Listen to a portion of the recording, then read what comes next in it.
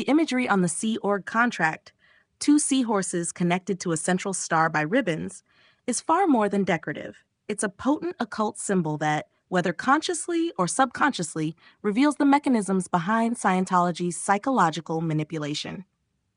To understand this symbolism, we first need to look at the hippocampus, a critical structure in the human brain that plays a central role in memory formation, emotional regulation, and spatial navigation. The word hippocampus comes from the Greek hippos, horse, and campos, sea monster, named for its shape, which resembles a seahorse. This connection is essential because the seahorses on the contract likely symbolize the hippocampus, which Scientology's practices target to exert control over its followers. The hippocampus is particularly sensitive to stress, emotional intensity, and external interference, making it a vulnerable target for manipulation. Scientology exploits this through its auditing practices, which use the E-meter, a device that passes a small electrical current through the body while measuring resistance. The E-meter operates at frequencies 0.71 to 7.1 Hz that overlap with brainwave frequencies, particularly theta waves. Theta waves are associated with deep relaxation, suggestibility, and states akin to hypnosis.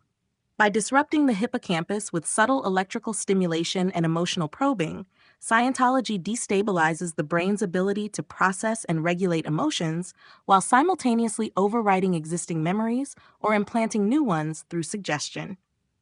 This process creates a feedback loop where the subject increasingly relies on the organization to define their sense of reality and emotional stability. The ribbons connecting the seahorses to the central star are equally symbolic.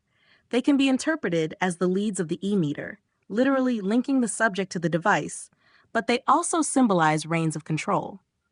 Just as a driver uses reins to guide a horse, these ribbons represent the psychological and emotional control Scientology exerts over its members. During auditing sessions, intense emotional stimulation and confessions are couched as clearing past trauma. However, what is actually happening is the deliberate dysregulation of the hippocampus, making individuals more dependent on Scientology's framework to reinterpret their experiences.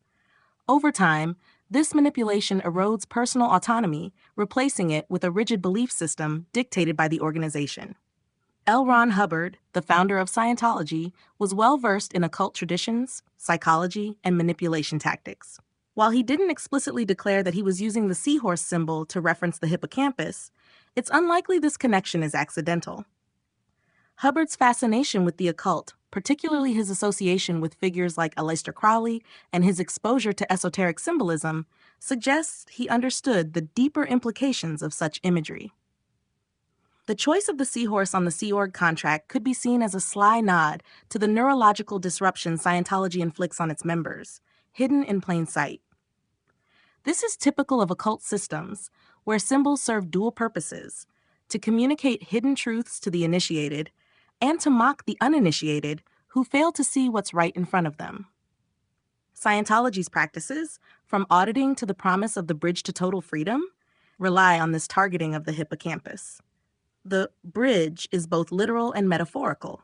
It represents the path through Scientology's courses, but also the mental restructuring its members undergo.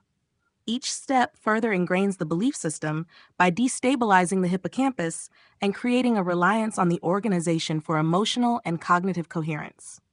Hubbard may not have openly declared his use of hippocampal manipulation, but the science and symbolism suggest he understood precisely what he was doing.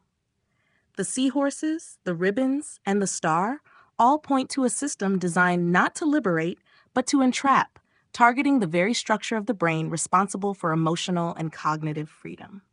This is how Scientology brainwashes its people. By exploiting the hippocampus, it dismantles their ability to trust their own memories and emotions, leaving them dependent on the organization to define reality